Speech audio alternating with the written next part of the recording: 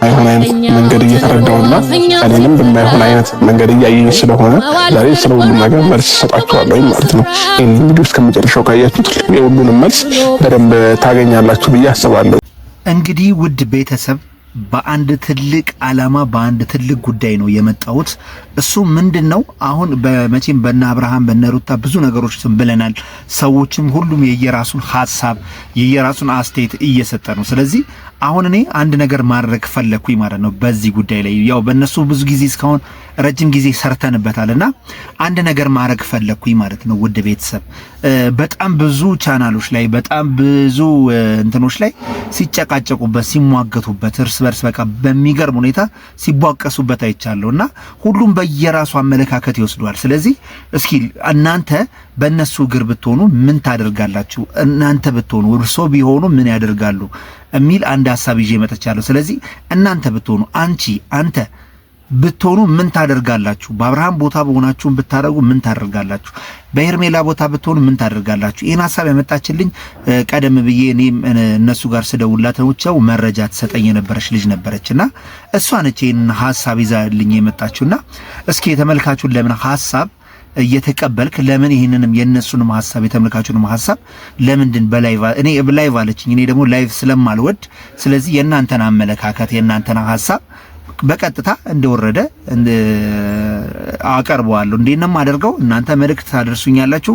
እኔ ለእናንተ እደውልና የእናንተን ሐሳብ ምንድነው የተረዳችሁበት ነገር የሚለውን ነገር የእናንተን ሐሳብ ሰብስቤ ቀጥታ ማሰራጨ ይሆናል ማለት ነው። ስለዚህ ከታች ባለው የቴሌግራም ቻናሌ ላይ ጻፉልኝ፣ ሐሳብ አስተያየቶቻችሁን ጻፉልኝ። እኔ ለእናንተ ደውላለሁ።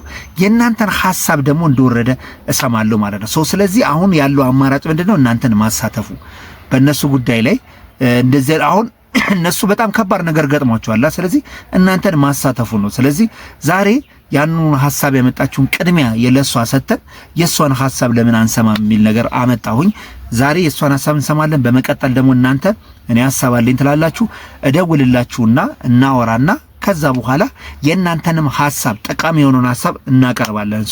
ይሄን ቪዲዮ እነሱም ስለሚከታተሉ ስለማዩት ለነሱ እንዲደርስ እናረጋለን ማለት ነው ውድ ቤተሰብ። ስለዚህ ቀጥታ ወደ ዋናው ጉዳይ እንሂድና እስኪ የሷ ሐሳብ ምንድነው የሚለውን ነገር እኔ ለሷ በመደወል ከሷ ሐሳብ በመውሰድ ከዛ እንትን አደርገዋለሁ ማለት ነው፣ አቀርበዋለሁ ማለት ነው። ኤኒዌይስ ውድ ቤተሰቦቼ ያው የሚያስተምረው በጎን ነገር የሚያደርገው የጥሩ የመልካም ሰው ሐሳብ ነውና ያ ደግሞ አይገኝም በቀላሉ። ስለዚህ ያንን ነገር ማድረስ ስላለብን እኛም ደግሞ ከዚህ በኋላ ላለው እንደዛ እናደርጋለን ማለት ነው። ውድ ቤተሰብ ተረድታችሁኛል ብዬ በጣም ተስፋ አደርጋለሁ። ጥሩ ነገርን ለነሱ ይዞ ይመጣል ብዬ ስላሰብኩ ነው። የመፍትሄው አካልም መሆን አለብን ብዬ ስለማሰብ ነው ማለት ነው። ሄሎ ጤና ይስጥልኝ። ሄሎ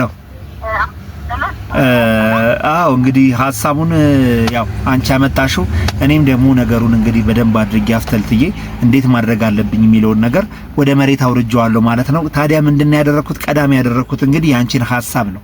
አንቺ በአብርሃም ቦታ ብትሆኚ፣ አንቺ በሄርሜላ ቦታ፣ አንቺ በሩታ ቦታ ብትሆኚ ምን ታደርጊያለሽ የሚለውን መጀመሪያ ያደረኩት እንደ ሐሳብ እንትንሽ እስኪ ያንቺን ሐሳብ እንስማውና ከዛ በኋላ ደግሞ በሚቀጥለው ደግሞ ፕሮግራሞች እንግዲህ የተመልካቹን ሐሳብ እንግዲህ እኔም እያስገባው እነሱን በስልክ ሐሳባቸው መስማት እንጀምራለን ማለት ነው። ስለዚህ ሐሳብ ነው የሚያደርሰው፣ ሐሳብ ነው ሰላም የሚያወርደውና በሐሳቡ ላይ እንወያይ ብዬ ስላሰብኩ ነው።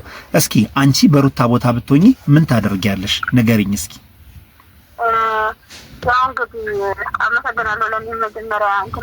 ግዴታ ነው ያው አንቺ እንትን ስላልሽው። ምን መሰለህ አሁን እንግዲህ ምን ማድረግ አይተባቸው ምን ይደረግ ለሚለው ጥሞና የማስተዋል መረጋጋት ሊኖራቸው እነዚህ ልጆች እንደው ራሳቸውን እንዲያዳምጡ ሁሉንም ነው ስህተታቸውን የሚያዩበት ነገር ይፈጠራል። ቆም ብሎ ሲያስብ ይህን አድርጊያለሁ የሚልበት ነገር ይፈጠራል። ሄርሜላም ብትሆን በጣም ብዙ ደክማለች። እንግዲህ ለምትወደው ሰው ትደክማለች ስለፋለ ለፍታል። አዎ ያው ያጠፋችውን ያህል ያፈረሰችውን ያህል እሱን ለመመለስ ስሟ ጠፍቷል፣ ብዙ ነገር ተብላለችና ካልሆነ የጥሞና ጊዜና እሱም አይምሮ ተረጋግቶ እንዲያስብ እድል መስጠቱ ተጨባጭ ነው። ከምንም በላይ ይቅርታውን ብላለች።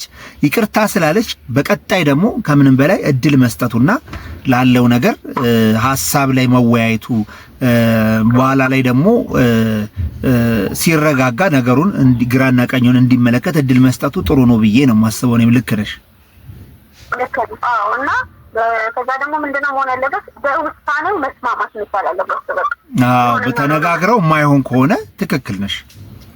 በቃ በውሳኔው ተስማምቶ መቀጠል ነው የሚቻለው። አሁን ትንሽ መስልና ይያቸው መድኛቸው እንቅልፍ ለምን እስኪ ግልጽ አድርጊልኝ። በሩታ አሁን በርቀጥታ በሩታ ቦታ ብትሆኚ ሩታ ያደረገችው ነገር በሩታ ቦታ ብትሆኚ እኔ ሩታን ብሆን እንዲህ ነው የማደርገው ይባላል አይደለ? እስኪ አንቺ ሩታን ብትሆኚ ምን ታደርጊያለሽ?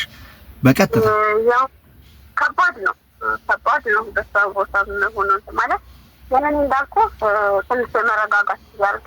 በራስ ውሳኔ በቃ የወሰነው ውሳኔ ተስማምቶ መቀበል ይመስለኛል። ፈቃደኛ መሆን ይመስለኛል። ትክክል። እስኪ የሩታን እንግዲህ እንትን በለሽኛል። እስኪ ከምንም በላይ ደግሞ የጭቅጭቁም የምኑም ባለቤት የሆነው ደግሞ ዋናው አለ አብርሃም አለ። እስኪ አብርሃም ይሄን ቢያደርግ ወይም ደግሞ እኔ አብርሃም ቦታ ብሆን እንዲህ ነው የማደርገው ይባላልና ስለዚህ እስኪ አብርሃምን ደግሞ ንገሪ። እስኪ ምን ታደርጊያለሽ? ያው ፈራጅ መሆን ይሆናል እንጂ እንግዲህ ወደፊት የሚሆነውና አብሮ የሚቀጥለውን ሰው መምረጥ መቻል አለበት። በቃ እዛ ቆም ብሎ ይሆናል የቤተሰቦቹን ሀሳብ የእህት ወንድሞቹን ሀሳብ ከዚህ በላይ መስማት አለበት። ይቅርታ አድርጊልኝና አሁን የእህቶቹ ስትያለኝ አንዳንዴ እህት ወንድምም የተሳሳተ መንገድ ይመራል። ስለዚህ የሰውን ሀሳብ ሳይሆን መጀመሪያ እንዳልሽው እሱም ጊዜ ወስዶ ከሁለቱም ርቆ አሁን ቪዲዮ ላይ እንግዲህ አይተናል ርቋል። ጊዜ ወስዶ ቢያስብበትና ነገሩ ላይ በኋላ ላይ ውሳኔ ላይ ቢደርስ ጥሩ ነው ብዬ ነው የማስበው እኔ የቤተሰብ የእንትንን ጣልቃ ገብነት አየ ነው። ገባሽ አይደል? ሳይድ ሲያዝ ነገሩን ጭራሽ ሲያወሳስበው አይተናል። እህቱ በተለይ ማለት ነው።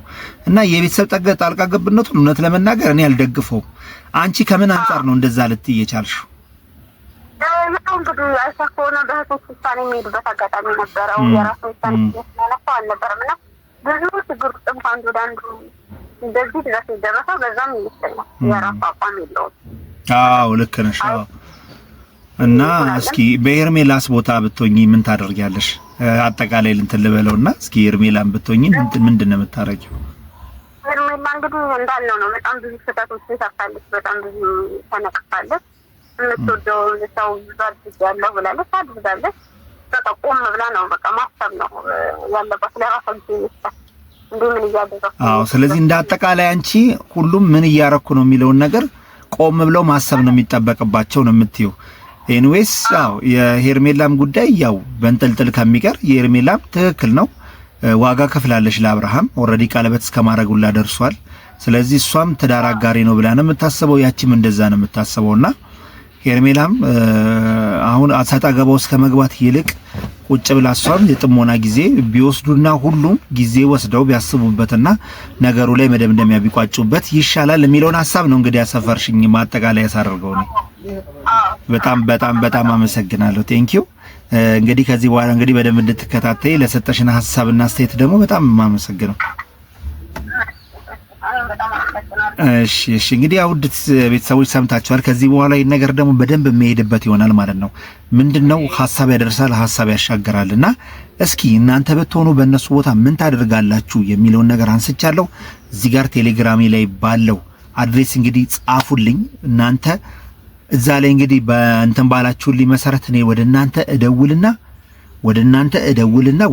እደውልና እንወያይበታለን። የእናንተንም ሐሳብ ለሌሎቹም ለነሱም ጭምር እንዲደርስ አድርጋለሁና እናንተ በአብርሃም በሄርሜላ በሩታ ቦታ ብትሆኑ ምን ታደርጋላችሁ የሚለውን ነገር ተመልክተናል። ሌሎቹንም ቢሆን በቡዜም በዳኒም በኩል ቢሆንና እናንተም ሐሳብ አስተያየቶቻችሁን አድርሱኝ። ዋናው እዚህ ጉዳይ ላይ እንደዛ ልለይ የቻልኩበት በጣም ብዙ ቦታ ላይ ሲጨቃጨቁበት ሲሟገቱበት ስላየው ነውና ሐሳቡን ወደ ሚዲያው ላምጣው ብዬ ነው። እወዳችኋለሁ። ሱራዛ ሀበሻ ነበርኩ ባይ